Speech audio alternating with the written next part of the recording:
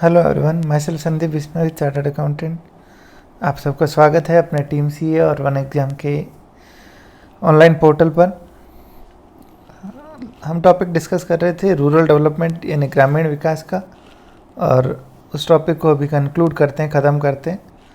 एक बार क्विकली देख लेते हैं क्या क्या चीज़ें इसमें हमने पढ़ी है। सबसे फर्स्ट चीज़ हमने ये डिस्कस की कि क्या होता है ग्रामीण विकास। तो हमने कहा कोई भी बैकवर्ड एरिया, जो एरिया क्या हुआ है, पिछड़ा हुआ है, ठीक है, वहाँ पे ह्यूमन डेवलपमेंट यानी मानव जो संसाधन है उनका जो विकास है वो भी काफ़ी कम है। इंफ्रास्ट्रक्चर की कमी है, जो मूलभूत सुविधाएं होती हैं उनकी कमी, पॉवर्टी, गरीबी बहुत ज़्यादा, और ज़्यादातर जनसंख्या किस पे निर्भर होती है? एग्रीकल्चर पे निर्भर होती है, खेती पे। तो ऐसे में सबसे ज़्यादा आवश्यकता होती है हमें इस क्षेत्र के अंदर क्या करने की? विकास करने की। तो इसीलिए ये कॉन्सेप्ट आया रूरल डेवलपमेंट का, ठीक है, यानी ग्रामीण क्षेत्रों का, इनका रूरल एरियाज़ का डेवलपमेंट किया जाए। दूसरी चीज़ हमने पढ़ी नीड, यानी ज़रूरत क्या है, क्यों करना। तो वही बात वापस से, सबसे इम्पोर्टेंट बात आपको ये ध्यान रखनी है कि 2/3 जो पॉपुलेशन है इंडिया के अंदर वो अभी भी किस पे निर्भर है? सिर्फ एग्रीकल्चर के ऊपर या खेती के ऊपर, ठीक है। अब ये 2/3 डायरेक्टली और इनडायरेक्टली।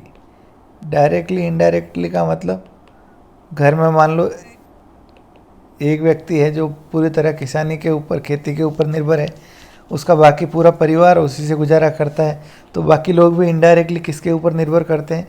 उसी एग्रीकल्चर के ऊपर। देन नेक्स्ट चीज़, जो रूरल एरिया है उसके अंदर 1/4 यानी करीब करीब 1/4 हिस्सा जो है वो गरीबी रेखा के नीचे जीवन यापन करता है ग्रामीण क्षेत्र में। तो और भी ज़्यादा आवश्यकता हो जाती है इनके विकास की। नेक्स्ट, जीडीपी जो है अपने देश की, राष्ट्र की ग्रॉस डोमेस्टिक प्रोडक्ट, उसमें खेती का, एग्रीकल्चर का, जहाँ जनसंख्या सबसे ज़्यादा लगी हुई है, उसका शेयर लगातार क्या हो रहा है? कम होता जा रहा है। और ज़्यादातर जनसंख्या जो गांव के अंदर है वो सिर्फ और सिर्फ किस पे डिपेंडेंट है? खेती पे। तो इनके लिए कोई दूसरी आय नहीं है, सिर्फ इस पे निर्भर है। तो वो बहुत ज़्यादा वनरेबल है या फिर खतरे में है, क्योंकि अगर खेती, अगर किसी प्रकार का नुकसान हो जाता है तो उस केस में उन लोगों का जीवन जो है वो संकट में आ सकता है।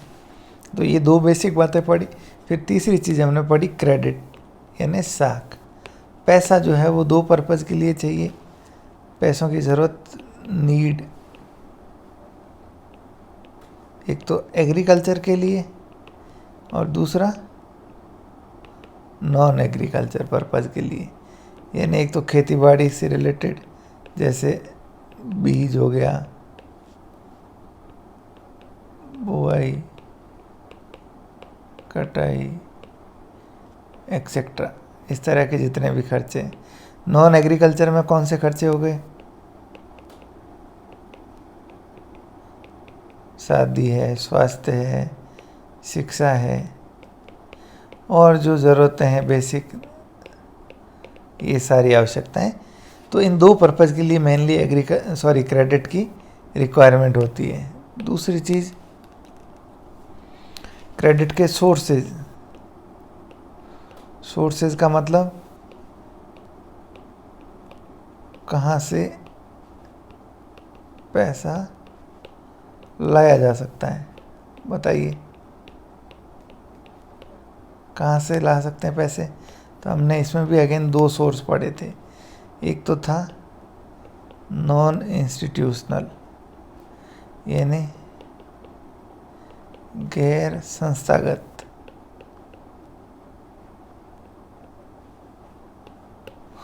और दूसरा था इंस्टीट्यूशनल, यानी संस्थागत। अब देखिए, नॉन इंस्टीट्यूशनल में कौन कौन से थे? मनी लेंडर्स हो गए, जो साहूकार टाइप के लोग हो गए, ट्रेडर्स, व्यापारी लोग हो गए, फ्रेंड्स, रिलेटिव्स, ये सारे लोग, इनसे आप पैसा ले सकते हो। इंस्टीट्यूशनल में बताइए इम्पोर्टेंट ये, सबसे पहला तो जितनी भी कॉमर्शियल बैंक्स है ये सारी हो गई। दूसरा और बताइए, रीजनल रूरल बैंक, ये जो ग्रामीण बैंकें होती है ये सारी। तीसरा और बताइए, सेल्फ हेल्प ग्रुप, इसको हमने कहा था स्वयं सहायता समूह, ये किसका उदाहरण है? तो ध्यान रखिए ये माइक्रो क्रेडिट। माइक्रो क्रेडिट का मतलब छोटे लेवल का पैसा यहाँ से मिलेगा। और एक हमने पढ़ा नाबार्ड, ये बहुत ही इम्पोर्टेंट था। ये एपेक्स बॉडी है। एपेक्स बॉडी का मतलब सबसे शीर्षतम उच्चतम बॉडी है ग्रामीण और खेती से रिलेटेड पैसा वितरण करने के लिए। अब एक चीज़ हमने और पढ़ी थी यहाँ पे, इंडिया में मल्टी एजेंसी अप्रोच को फॉलो किया। मल्टी एजेंसी का मतलब ये कई सारी संस्थाएं एक साथ में काम करके गांव में पैसा पहुंचाते हैं।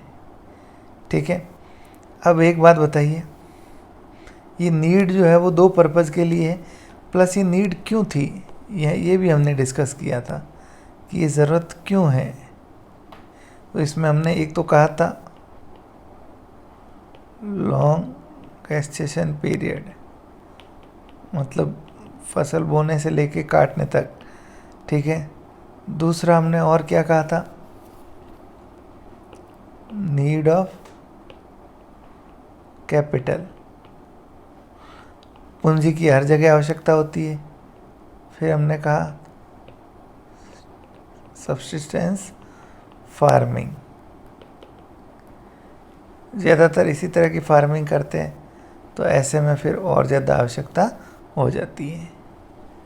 ठीक है, यहाँ तक कोई दिक्कत? इनको आपको वापस पढ़ना है ना अच्छे से। फिर नेक्स्ट इश्यू आया था कौन सा, मार्केटिंग का।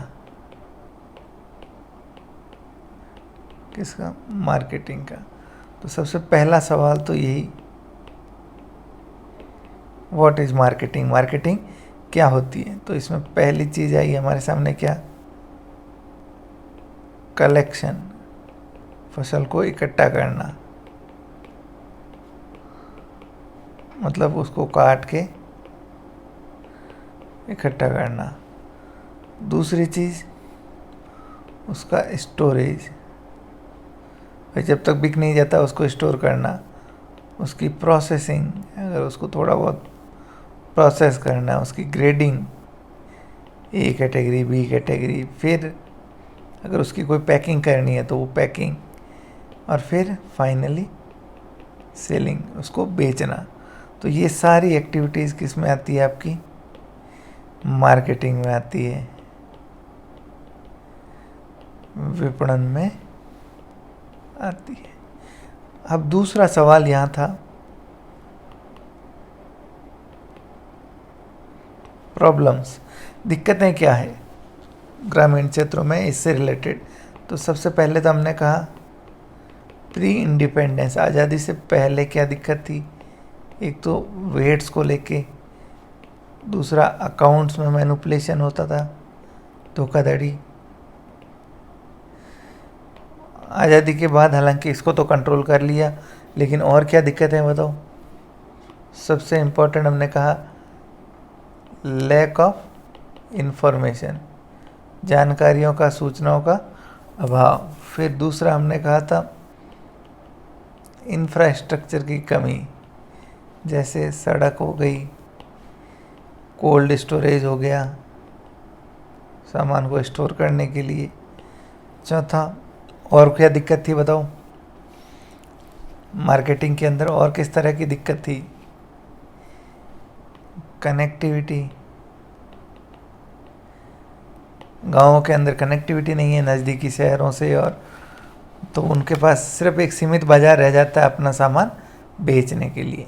तो ये कुछ समस्याएं थी। इसके बाद हमने फिर तीसरा इसमें चीज़ पढ़ा था क्या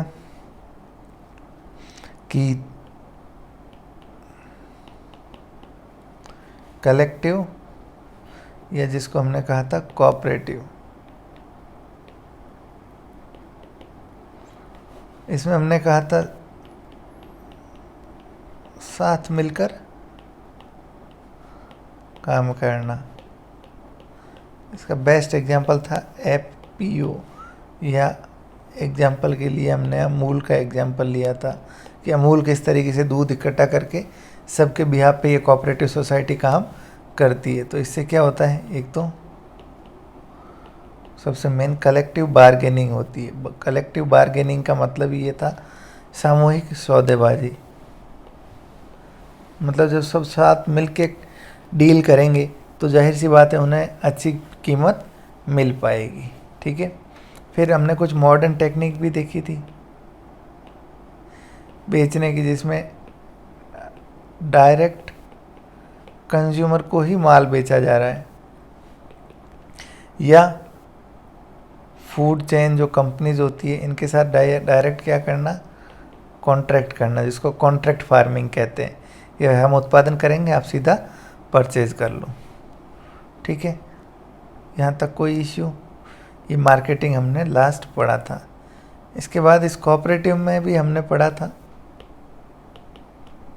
डाइवर्सिफिकेशन। डाइवर्सिफिकेशन का मतलब था अलग अलग क्षेत्रों में काम करना, एक तरीके से कि भाई सिर्फ खेती के ऊपर डिपेंडेंट नहीं होके दूसरे कुछ अन्य काम भी किए जाए, जिसमें मेन हमारा पहला था एनिमल हस्बेंड्री यानी पशुपालन या डेयरिंग, इसको अपन बोल सकते हैं पशुपालन। तो इसमें क्या फ़ायदा है, देखिए सबसे पहले तो हमने कहा था एक तो पोल्ट्री फार्मिंग बड़े स्तर पे काम करता है, करीब 50-60% तो वही है। मुर्गी पालन, इसमें अंडे चिकन ये सारे हैं, प्लस इसमें एनिमल्स के अंदर उनकी अच्छी अच्छी ब्रीड तैयार करना, उनको पालना, फिर उनसे दूध, ऊन या उनको खुद को सेल करना, बकरियां, गाय, भैंस, ये सारे इनसे कुछ पैसे फिक्स इनकम आनी शुरू हो सकती है। तो ये एक तरीके से अल्टरनेट इनकम का सोर्स होगा, जहाँ अगर खेती काम करे चाहे नहीं करे आपको यहाँ से कुछ पैसा ज़रूर मिलेगा। दूसरा फिशरीज़ को हमने देखा था, यानी मछली पालन। मछली पालन में क्या था, तो वहीं हमने सेम ही कुछ दिक्कतें देखी थी। सबसे पहले तो कि भाई मछुआरे हमेशा ही बेचारे गरीबी में ही जीते हैं, उनके पास लोन पैसा होता है, प्लस ओवर फिशिंग, मतलब ज़्यादा मछलियाँ, ओवर फिशिंग का मतलब तालाब में पूरी ख़त्म ही हो गई, प्लस पॉल्यूशन की वजह से मछलियाँ कम हो रही है। फिर प्रॉपर वाटर बॉडीज़ ही नहीं है, कई कुछ सेलेक्टेड स्टेट के अंदर ही अवेलेबल है। और फिर हमने कुछ मेजर्स देखे थे, कुछ तरीके, तो सरकार ने नई टेक्नोलॉजी इन तक पहुंचाई, कुछ वेलफेयर स्कीम्स के जरिए इन तक शिक्षा और इस तरह की चीज़ें पहुंचाने का काम किया। तीसरा हॉर्टिकल्चर।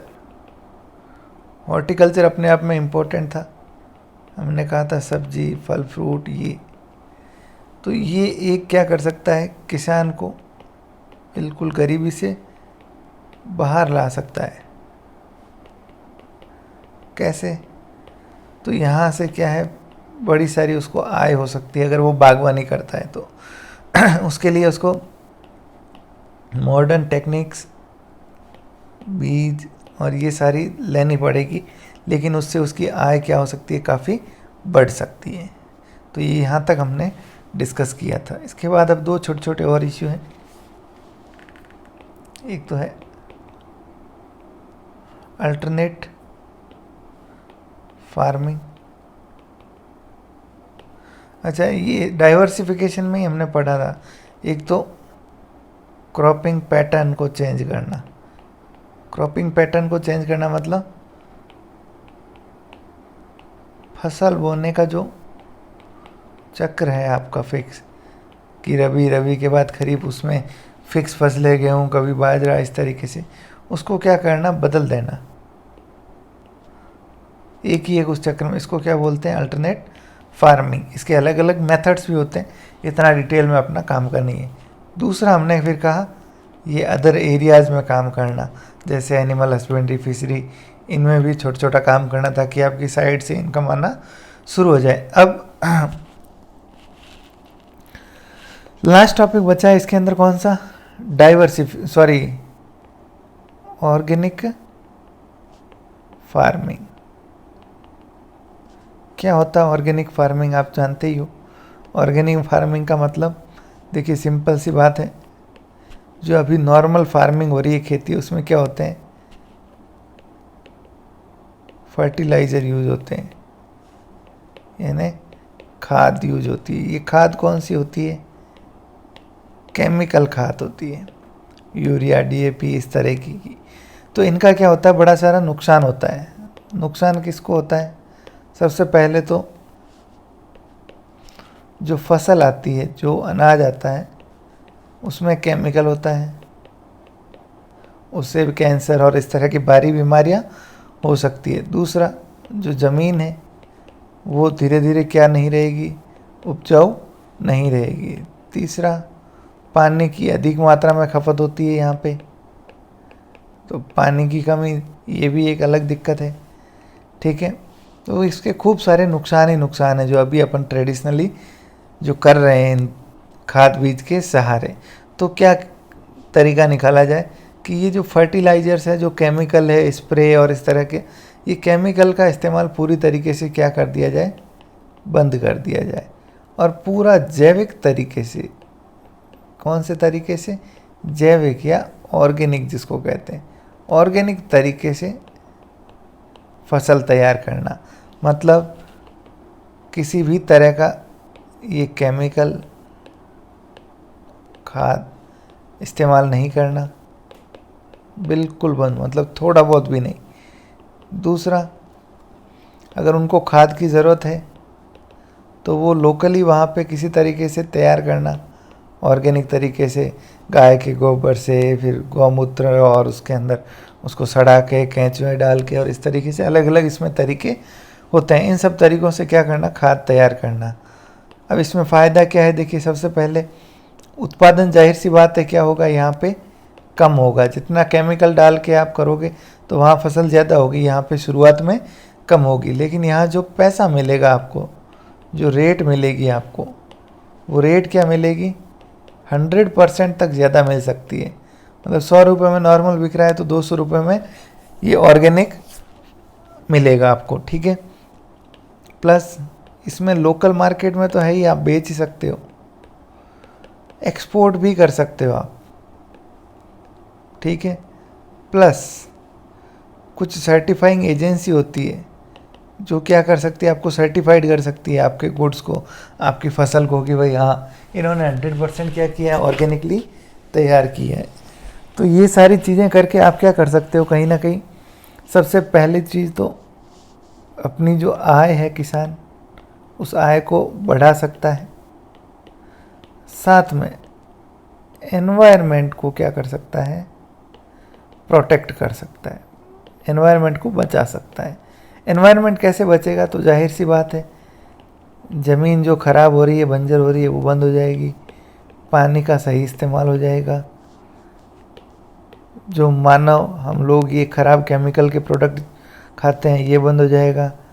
इसके अलावा जो एनिमल्स है, पशु, वो भी वो चारा खाते हैं, तो अल्टीमेटली वही दूध हम यूज़ लेते हैं। तो ये पूरा चक्र है, पूरा एनवायरनमेंट जो है वो डिपेंडेंट है इसके ऊपर, तो ये पूरा सही हो जाएगा सिस्टम सॉरी। और लास्ट एक छोटा सा टॉपिक और है, use of IT, information technology, सूचना प्रौद्योगिकी, सूचना प्रौद्योगिकी, इसका इस्तेमाल खेती और ग्रामीण विकास के अंदर कैसे कर सकते हो। तो देखिए कंप्यूटर टेक्नोलॉजी का तो फ़ायदा ही है, जाहिर सी बात है, आप इसको इस्तेमाल करके वेदर कंडीशंस, वही मौसम का हाल कैसा है, मानसून, कोई पर्टिकुलर पैटर्न, कि भाई इस एरिया में ये फसल ज़्यादा कारगर है, इसका उत्पादन ज़्यादा हो सकता है, इसका कम हो सकता है, नए नए जो बीज बन रहे हैं दुनिया भर में उनकी जानकारी, ये सब किसकी वजह से संभव हो सकता है? ये आईटी की वजह से, सूचनाओं की वजह से आप क्या कर सकते हो, ये सारे फ़ायदे उठा सकते हो। तो आईटी का बेसिकली फ़ायदा ही फ़ायदा है। ये सिर्फ जानकारी के लिए मैंने बताया है, बाकी इस पे ऐसा कोई डायरेक्टली क्वेश्चन बनने लायक कोई संभावना है नहीं। अब इसके हम कुछ एग्ज़ाम के क्वेश्चंस और एमसीक्यूज़ अलग से डिस्कस करेंगे और उसका सेपरेट वीडियो अपलोड कर दिया जाएगा आपके कोर्स के अंदर, प्लस उसको यूट्यूब पे भी हम लोग अपलोड कर देंगे फ्री। तो सेपरेटली आप सारे एमसीक्यूज़ इस टॉपिक से रिलेटेड देख पाएंगे। बाकी अगला टॉपिक जो है very important, again very very important, क्या नाम है नेक्स्ट टॉपिक का? एम्प्लॉयमेंट यानी रोजगार। इसमें हम क्या पढ़ेंगे?